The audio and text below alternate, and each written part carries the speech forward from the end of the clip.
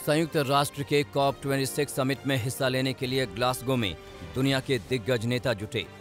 British PM Boris Johnson और संयुक्त राष्ट्र महासचिव एंटोनियो गुटेरेस ने नेताओं का स्वागत किया।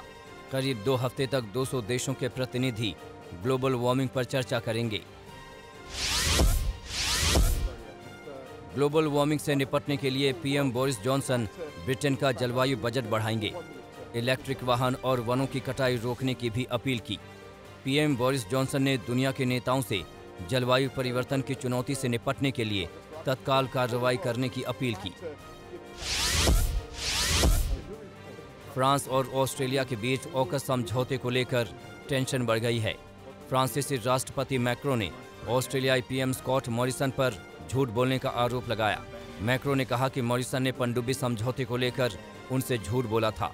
मैक्रो के इस बयान के बाद ऑस्ट्रेलिया और फ्रांस के बीच जारी विवाद और ज्यादा गहरा गया है।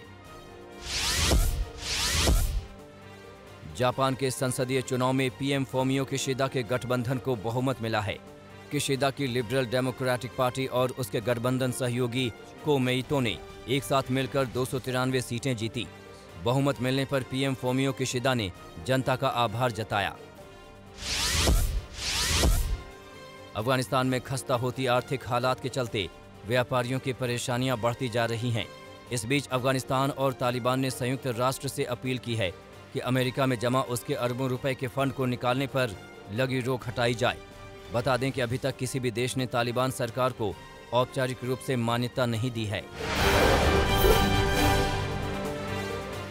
रूस में बढ़ते कोरोना वायरस के बीच पाबंदियों वाले नॉन वर्किंग वीक की शुरुआत हो गई है। इस दौरान राजधानी मॉस्को में सड़कें खाली नजर आईं।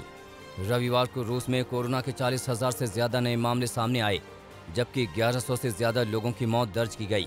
तेजी से फैलते वायरस को रोकने के लिए रूसी सरकार ने कई कड़े फैसले किए हैं। चीन में एक बार फिर से कोरोना के नए मामले बढ़ रहे हैं। 14 प्रांतों में कोरोना के 92 नए केस मिलने से हड़कंप मच गया। सभी मामले बीजिंग, गुइझोउ, मंगोलिया, गांसू और शांगसी प्रांत से दर्ज किए गए। इन इलाकों में प्रशासन ने सख्ती बढ़ा दी है और कोविड पाबंदियों का सख्ती से पालन करने का निर्देश दिया गया है। चीन से बढ़ते तनाव के बीच अमेरिका ने फिर से ताइवान की मदद की है। ताइवान को अमेरिका से मॉडर्ना वैक्सीन की 1.5 मिलियन खुराक मिली है।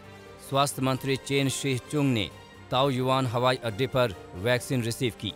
जून महीने में भी अमेरिका ने ताइवान को 2.5 मिलियन वैक्सीन भेजी थी। अमेरिका के शिकागो शहर में हैलोवीन की पार्टी के दौरान गोलीबारी हुई। फायरिंग में 2 लोगों की मौत हो गई, जबकि इस घटना में कई अन्य घायल हो गए। पुलिस के मुताबिक गोलीबारी उस समय हुई जब एक घर में पार्टी चल रही थी। गोलीबारी किस वजह से हुई, पुलिस इस मामले की जांच कर रही है।